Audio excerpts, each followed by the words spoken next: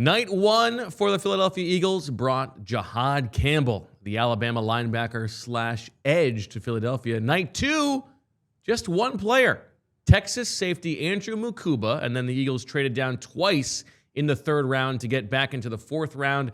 So the Super Bowl champions, first 2 days of the draft, add just two players, Andrew Mukuba. Zach Berman, you just spoke to Howie Roseman and Nick Sirianni. What did they say about the dynamic, a little bit undersized safety from Texas by way of Clemson?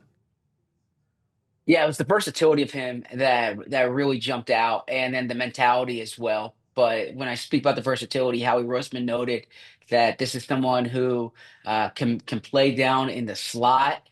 He's someone who can play deep. He can get his hands. He can take the ball away, make plays on the ball. So he spoke about how there's no such thing as a box safety anymore, and you have to be able to be versatile. And that's what Mukuba was. He thought it was value meeting need where the Eagles were picking, and we'll get to it. It doesn't mean the Eagles weren't trying to move up in the second round or considered moving back. They were looking around. It wasn't as if they wrote on a piece of paper like Mukuba, or else, right? But they thought they stayed true to the board in terms of the versatility that he provided. All we can do is analyze the process from what we know, as little as it is, as incomplete as the information is. From your perspective, Fran, at 64, the board had sort of dissipated a little bit in terms of the players we thought the Eagles might be interested in. Landon Jackson, a possibility from Arkansas, maybe some offensive players, but also different safeties available. And so the Eagles going for Andrew Mukuba when Xavier Watts from Notre Dame was available, Jonas Senker from Virginia was available, Kevin Winston Jr. from Penn State was available, and most of those guys available into the middle of the third round. How did you feel about the process of going up and plucking Mukuba, who was your safety 7? Yeah, I think at the end of the day, looking at this safety class, we knew about the two guys at the top. We knew you had Malachi Starks, and then you had Nick Emenwari, who went early on in round 2. After that, it was that cluster of players that most people had pretty tight together. I had Mukuba towards the bottom of that cluster, but I think when you look at it, you mentioned all those big names. I think what stands out is when you have a cluster like that, it becomes the beauty in the eye of the beholder. And it depends on what you're looking for and what you value at the position. And then also the face time that you get with these prospects and who do you just have a better feel for in terms of who you want to bring into your building. And obviously they were big fans of Mukuba because they picked him ahead of Kevin Winston and Jonas Senker and all those other names that you laid out. To me, what stands out about Mukuba, all the things that Zach just mentioned, but there's also that tenacity and the ferocity with which he plays with that I think matches the culture that they have built on that side. When you look at the players that the Eagles have bought in really over the last 3-4 years, especially on defense, but really across the board, they're the guys that have, the Nick Sirianni talks about like that dog mentality.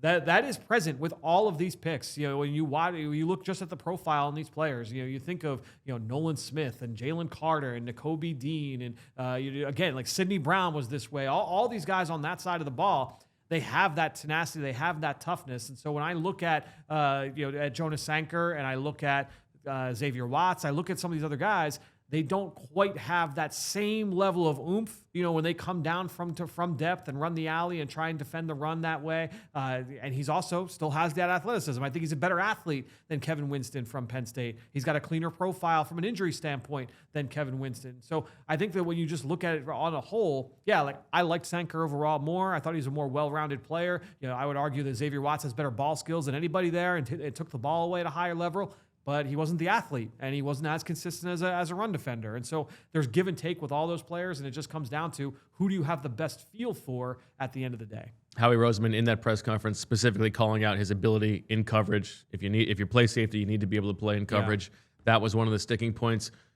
Zach, what did Howie say about what happened in the third round? The Eagles not moving up in the second round either, and then moving down 5 spots at the back end of the third round when we thought maybe they would go for an offensive lineman, and then 2 offensive linemen go off the board to the Las Vegas Raiders. Charles Grant from William & Mary, who the Eagles brought in for a pre-draft visit, and Caleb Rogers from Texas Tech. And then the Eagles moved down again to the early part of the fourth round. What did he say about how that all transpired?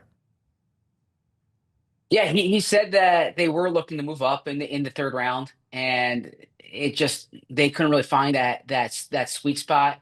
So there were some options when they were on the board, and they thought the value of that pick next year that because they trade back, they add a 2026 fifth round pick. It gives them anywhere between uh, 12 and 13 picks next year. That so they thought that was too good to pass up. He didn't specifically say that they missed out on their target, but then when they're on the board the next time, it was more like, they thought then it didn't there was no one that stood out there. They thought it was better to have the night to reset, go into tomorrow with I believe 6 picks, and kind of have the fresh eyes overnight. So I think it's fair to deduce that they trade back, they take that extra fifth or next year, but then that player that maybe they thought would be there, perhaps Charles Grant, was not there, and they decided to get out of the round altogether. And so they're now set up with 2 picks in the 4th round, 3 picks in the 5th round, and 1 pick in the 6th round heading into day 3 on Saturday afternoon. Zach, my last question for you about Mukuba and the safety position. He's going to compete with Sidney Brown, presumably, to start alongside Reed Blankenship. Does this pick change at all the way you feel about the C.J. Gardner-Johnson trade from a couple months ago? I view those two events independent. And what I mean by that is when they made that trade, I expected Sidney Brown to get a chance to compete for the starting job.